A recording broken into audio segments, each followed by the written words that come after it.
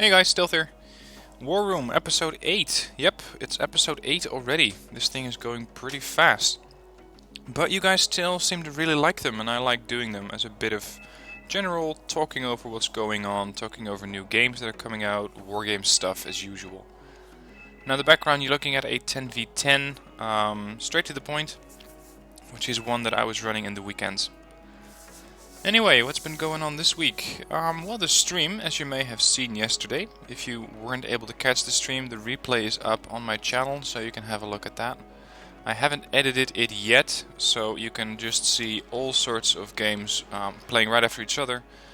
But right after I upload this episode of the War Room, I'm going to make sure that there are some tags and descriptions in the video for the replay. Or for the stream, so that you can much easier pick the battles that you want to see and that you're interested in. One of them, by the way, was a pretty interesting game where we had a zero income game. So, unfortunately, we only discovered that too late. We only discovered that once the battle had already started, and I was like, yeah guys, I'm using an airborne deck, but I don't have any income. Do you have the same deal? Yeah, it turned out to be a very, very interesting game, I gotta tell you that. And I kind of forgot that that game mode is in Wargame at all. But it's definitely something that I'll be considering doing more often, because it takes a whole different level of thinking. And I gotta say, that's something I find interesting about Wargame, when it happens. Because usually in Wargame it's pretty standard, it's 2v2, 4v4, 10v10, whichever your taste is. You play a battle, you fight your wars, but it's always trying to figure out a solution. And the solutions are usually pretty much the same. If you see a tank, you throw an ATGM at it. If you see a couple of vehicles come in, you try to get a fire support vehicle with an autocannon, or you load a tank and start aiming. If you have a lot of helicopters, you bring your AA. That's all good and well. But sometimes you just want to shake it up a little bit, and that's something that the campaign, the Second Korean War campaign for example, does really well. And the same goes for the zero endpoint tactical game, because with that you have to adjust your strategies. You can no longer just use the same tactics that you've always used. So for that reason I will be doing a few more of those probably, and if you have a couple of those games in a replay file sitting somewhere, send those in through the link in the description down below. Other stuff that's been going on. Yesterday night, after the stream ended, I had to go pretty early because I went to see Spectre, the new James Bond movie. I gotta say, it's pretty good. And yeah, you may have heard me say pretty good and not really good. It's a great movie. However, it is, in my opinion, not as good as Skyfall before it. The storyline for me was a bit weak, and I won't come up with any spoilers, so don't worry about that. The storyline was a bit weak, it was a bit out there, and if you're going to see the movie, I recommend, if you have time that is, that you watch Skyfall, Casino Royale, and what's the other one? Quantum of Solace, I think. There is some references to all of those movies in Spectre. So if you have a good understanding of the Bond's lure, basically, which comes before Spectre, then you're going to have a much easier time understanding what's going on in that movie, what the backstory is, and how exactly these films are interconnected. There is one scene in the movie that I found a bit gruesome. Again, I won't mention exactly what's going on, but it's a bit of a torture scene. I have been watching 24. I've watched all 8 episodes, or make that 9 currently. And the torture episodes there are pretty gruesome. This got really, really close to that. So, if you don't really like that, you may want to look away of the movie at some point. Because I was a bit like, yeah, this is not really comfortable material. But then again, I suppose that's exactly what they want. Other stuff. Yeah, I got a new Logitech mouse. I had a Logitech G500 mouse, which started acting up. My scroll wheel died, which is pretty annoying because I could still scroll, but pressing the scroll wheel down, like for example I'm doing now to rotate the camera, that didn't really work reliably. So I contacted Logitech, or Coolblue, which is the web shop that I bought it from here in the Netherlands, and told them, guys, I got this product back in, I think it was April 2013. There's a 3-year warranty, it's no longer functioning, could you please send me a replacement? Well, it turns out the 500 isn't being produced anymore, but I was able to take the full money that I could be, or that I spent on the mouse, and get a mouse of my own choosing. So I went with the Logitech G502, which looks like something that a Terminator movie dragged in. Link to a video, yeah, I can do a link to a video description or a link to a video file in the description down below. I gotta say, it's a nice mouse. It's a bit loud though. I know, or I don't think that there are any mechanical mouses or mechanical mice like you have mechanical keyboards, but the scroll wheel is pretty damn loud. I mean, I'm gonna keep this next to the mic and scroll so you can hear. Yeah, that's pretty loud. I hope that's not gonna cause any issues for when I'm recording my gameplay, but we'll see about that.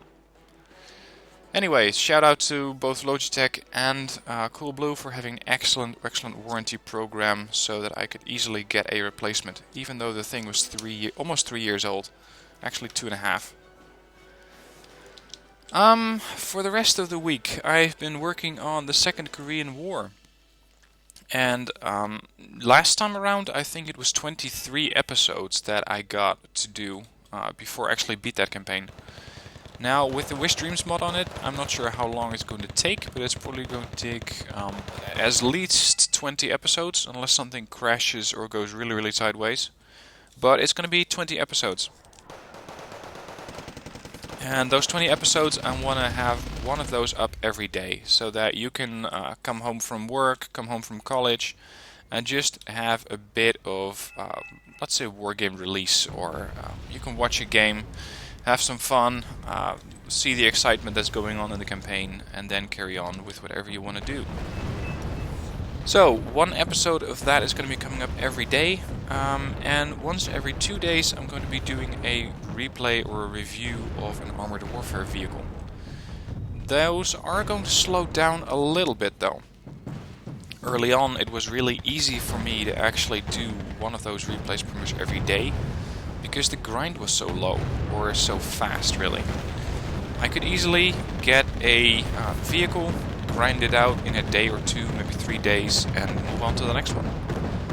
This time around, that's a bit more difficult, because going, for example, from my Challenger 1 to the C1 Ariete is going to take, I think, somewhere along the ranges of 300,000 XP, whereas going from a tier 4 to a tier 5, I think, is about 80,000, if that much.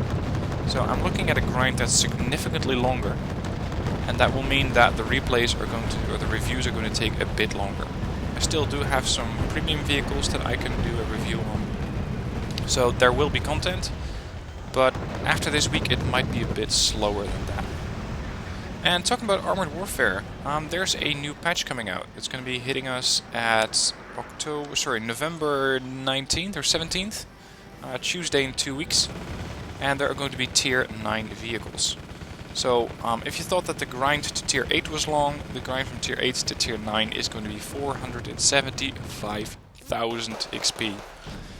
Yeah, that's going to take me a while.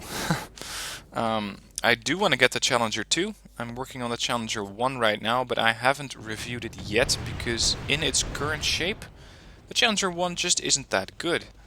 It doesn't really have the penetration that it needs to really compete with other vehicles.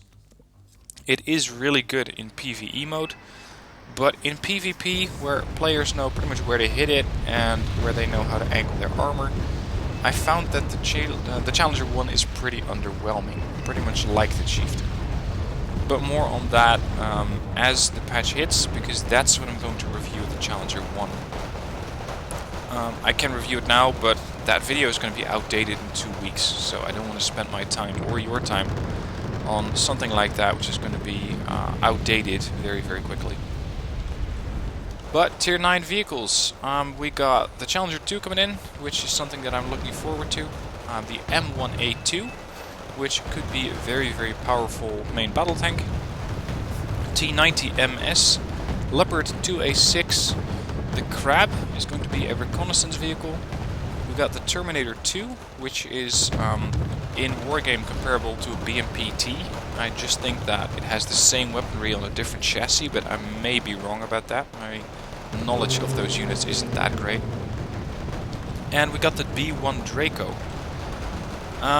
The Draco follows the tank destroyer line, but from its current description is not a tank destroyer. It's actually an armored fighting vehicle. So it has a bit of different bonuses.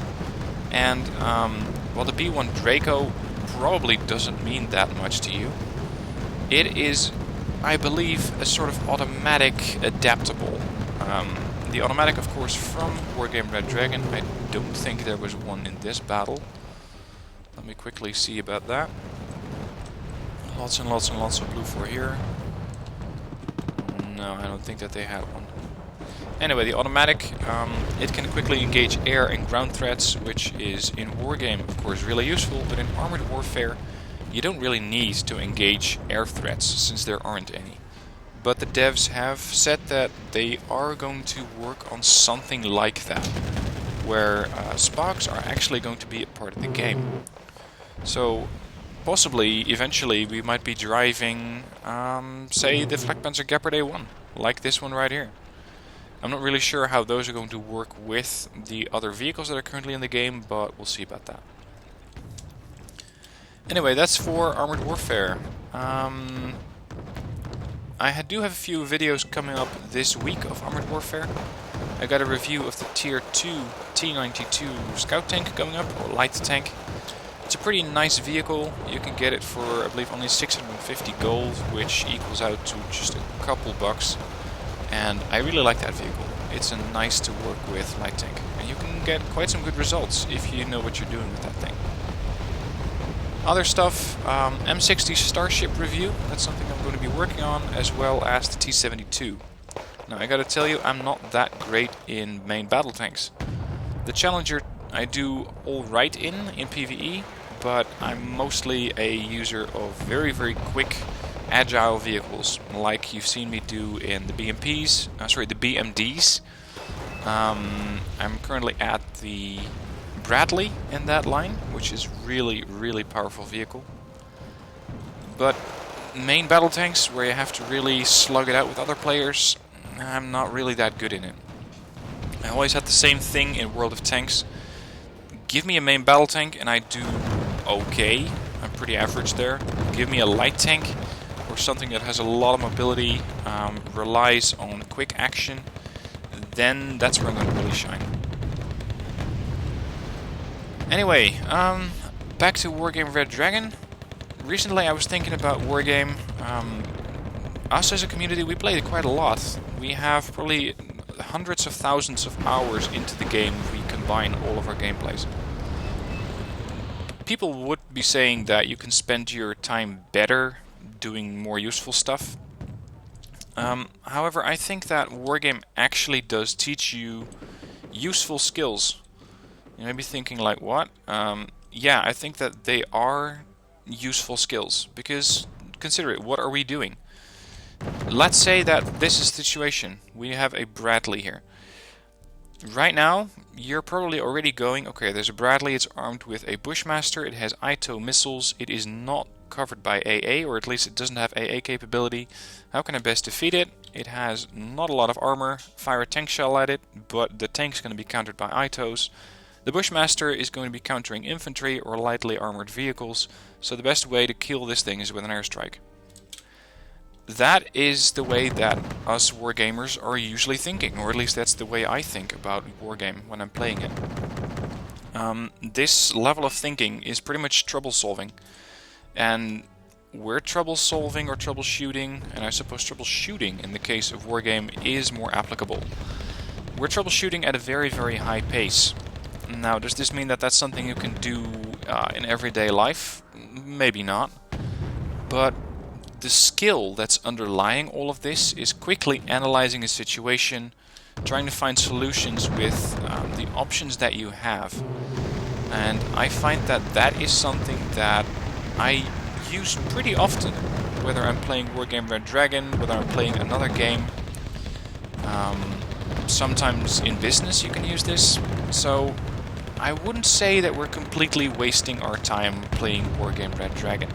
I think that you're actually gaining some really useful skills.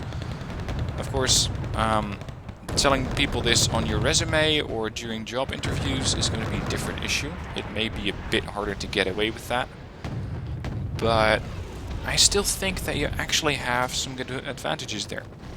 And that brings me to another thing that I studied a while ago, which is called gamification.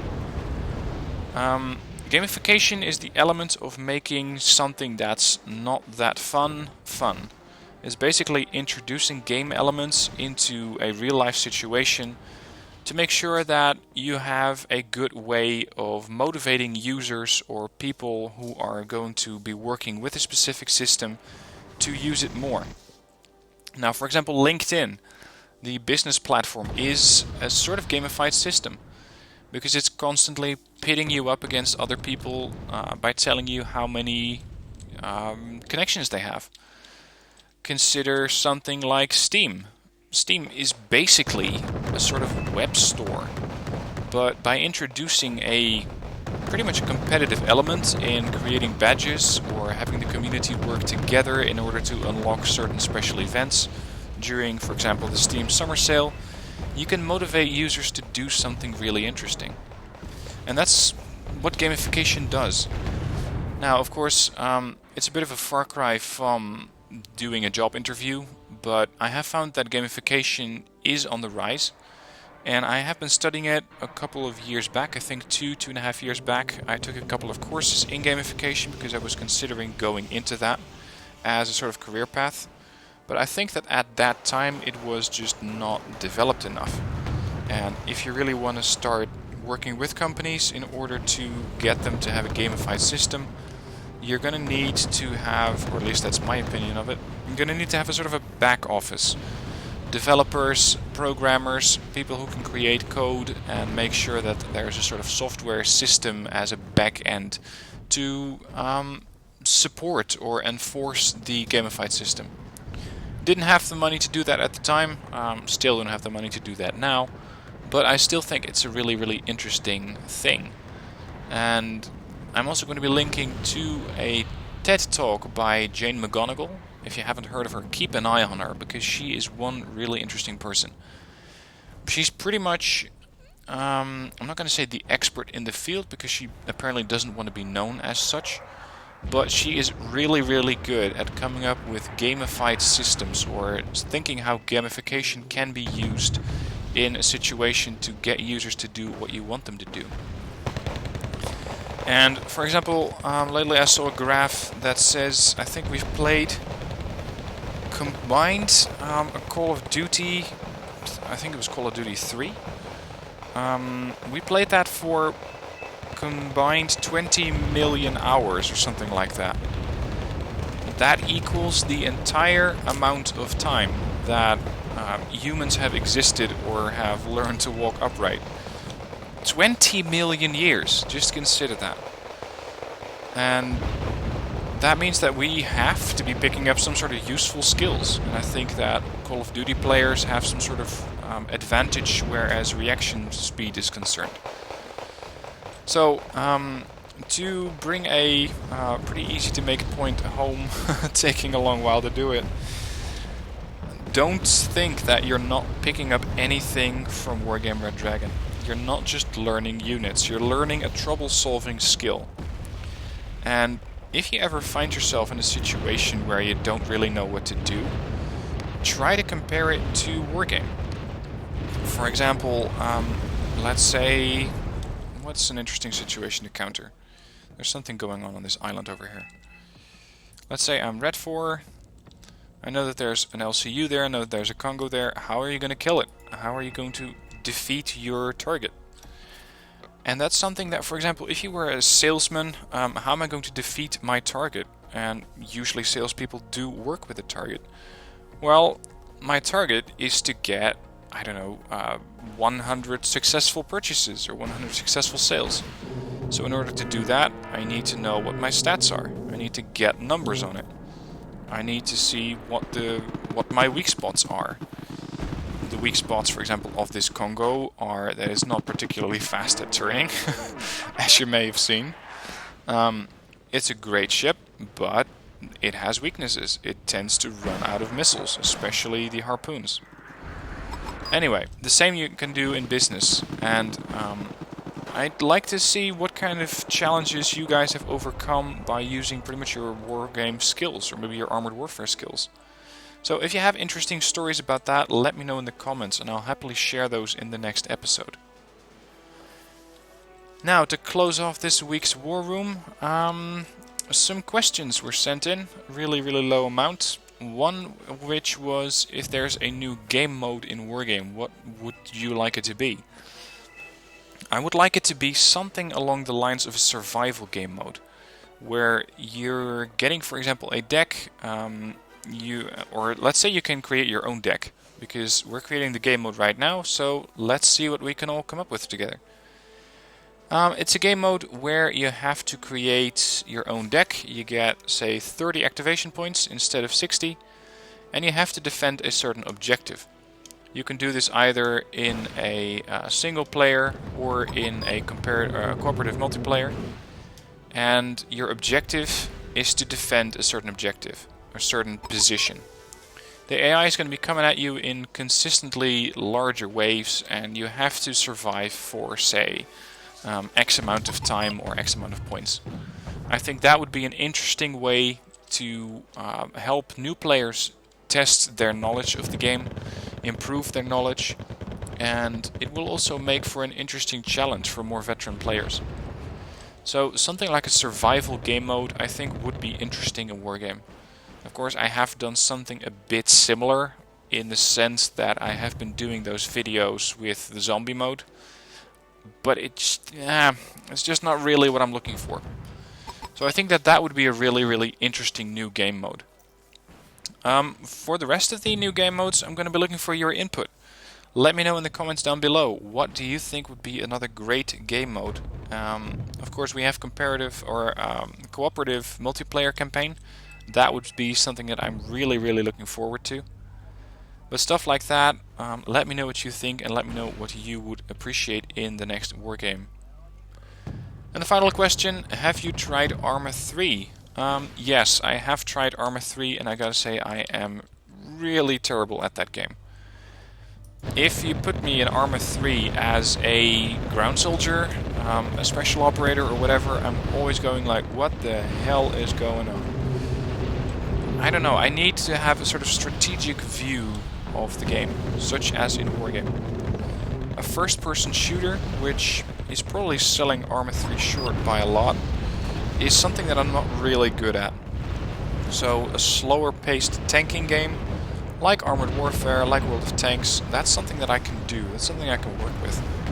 But stuff like Arma 3, yeah, I'm really only good at flying helicopters, and I usually find a really good way to crash a plane.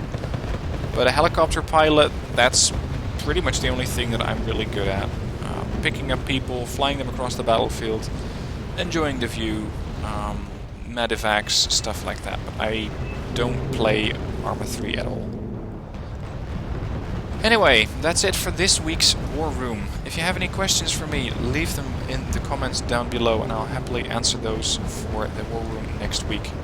If you have any interesting insights on new game modes for Wargame Red Dragon or the new Wargame, leave those in the comments down below as well. And of course, I'm looking forward to seeing what kind of vehicles you're looking into for Armored Warfare, if you're playing the game at all, what your insights have been so far, and whether you would recommend it. I definitely would, but of course, your mileage may vary and you have different insights. Anyway, thanks for watching. I hope you have a good week. I hope you have a great Monday, insofar as Mondays are not impervious to being terrible days, but we'll see about that. Anyway, thanks for watching. Glad to have you here, and see you next time.